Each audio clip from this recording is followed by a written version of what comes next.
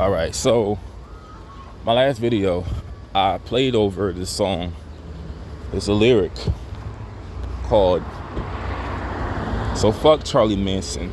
I snatch him out of truck, hit him with a brick, and I'm dancing." So fuck Charlie Manson. I snatch him out of truck, hit him with a brick, and I'm dancing. That is a reference to the LA 4.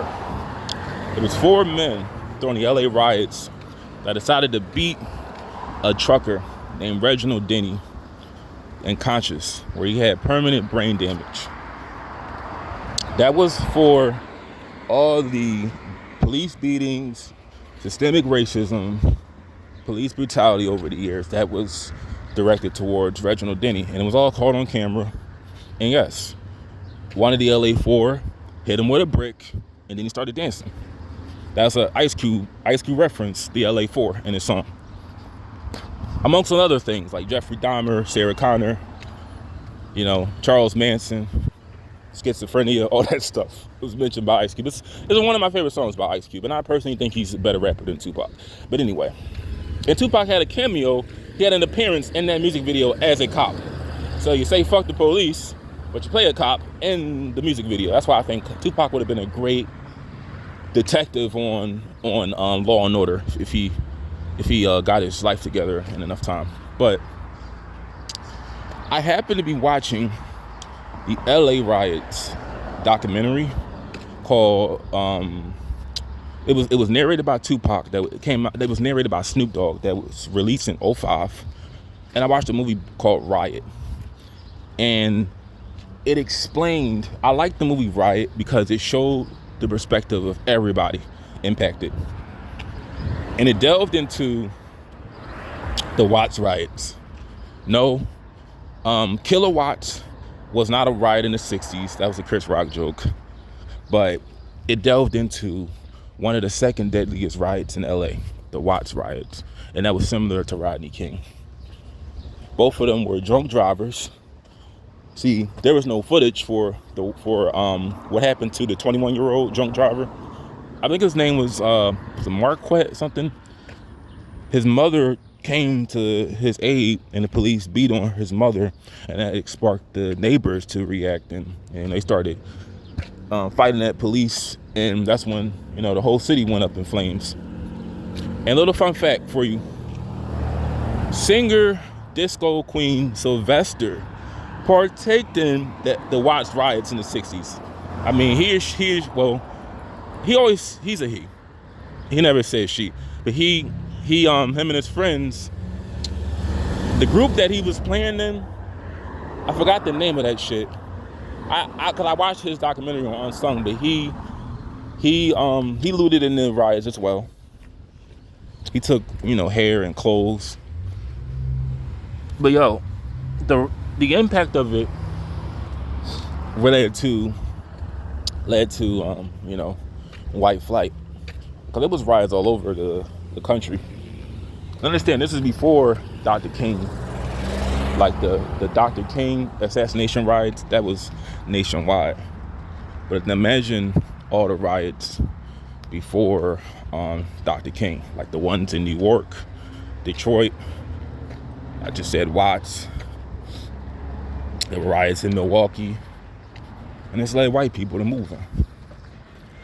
And it's hardly really anybody with a mind that is living in LA today, if they can afford it. But you look at LA now, look at the riots now, and you say to yourself, this is a different time. So it's not really black people rioting in LA, because there are hardly any black people in LA. They can't afford to live there. But they're rioting over the ICE raids. And my question for a lot of his supporters, this is just my one question. I don't want to make a long-winded video. I'm tired of being a long-winded nigger. But answer this for me. You either want them here or you don't. But you got to make up your mind. You either feel like it's too many people here or it's not. And I can just it's safe to say this. A lot of you guys who are fighting for them to be here, if you could have the opportunity, if they could stay in your house to avoid deportation, I'm pretty sure a lot of y'all wouldn't even let them in your fucking house. And I told you, race is a competition. So understand that it's just more competition for other minorities when there's more of one than the other. So I'm not really affected by them, especially with the state I live in. I'm neither for ICE raids nor am I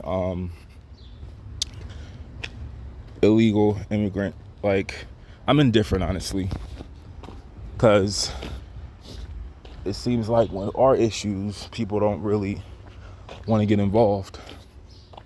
And I understand. This is why I'm kind of sitting this one out too. I don't think they're going to bring this shit to Philly where they're going to tear up shit. But understand, this is the summertime. People usually riot during the summer. No one really riots during the wintertime. It's usually the summertime people riot. So all I got to say is just stop giving Republicans and conservatives ammo for why they want you out of here. Because you tearing up people's property is basically proving their point. And I'm neither one conservative or Republican. But stop proving them right. You either want to stay here and obey the law, or you want to go back where you came and not.